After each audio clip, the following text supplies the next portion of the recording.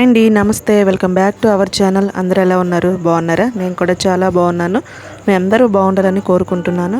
ఈరోజు మరో కొత్త రెసిపీతో మీ ముందుకు వచ్చానండి. దోశ అయినా, ఇడ్లీ అయినా, పునుగైనా, గారైనా ఏదైనా సరే ఈ చట్నీ సూపర్గా అంటే సూపర్గా ఉంటుంది. టేస్ట్ అయితే మీకు చాలా బాగుంటుందండి.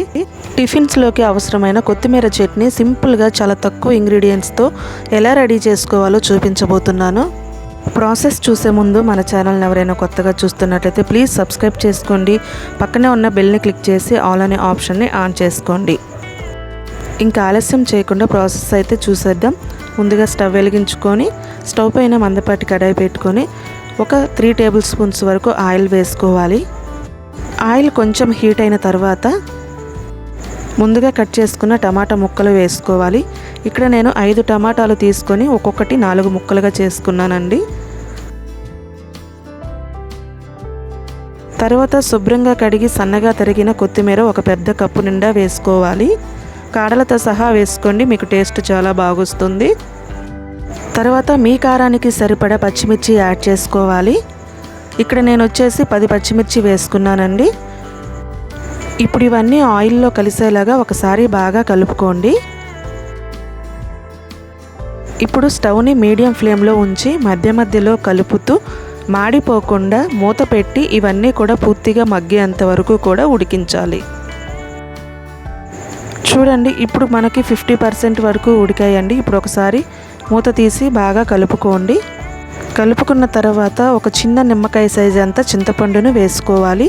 వేసుకున్న తర్వాత ఒకసారి బాగా కలిపి మరలా మూత పెట్టి ఒక 10 మినిట్స్ వరకు మీడియం ఫ్లేమ్లోనే ఉంచి మధ్య మధ్యలో కలుపుతూ ఉడికించాలి.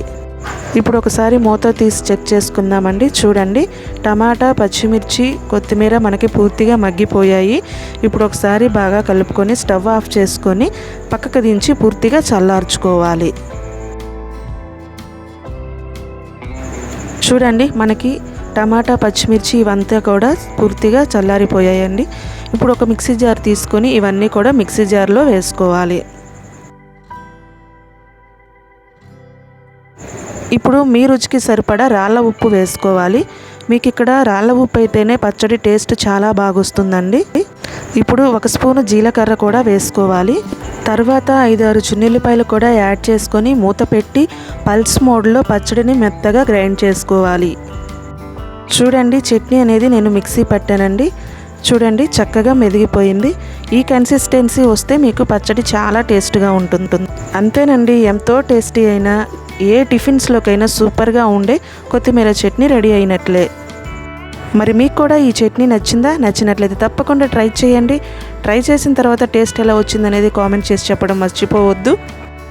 ఇలాంటి మరిన్ని సింపుల్ అయిన రెసిపీస్ కోసం మన ఛానల్ని సబ్స్క్రైబ్ చేయండి, లైక్ చేయండి, షేర్ చేయండి. పక్కనే ఉన్న బెల్ని క్లిక్ చేసి ఆల్ అనే ఆప్షన్ని మీరు ఆన్ చేసుకున్నట్లయితే నేను ఎప్పుడు వీడియో పెట్టినా మీకు నోటిఫికేషన్ అనేది వస్తుంది. Thank you for watching.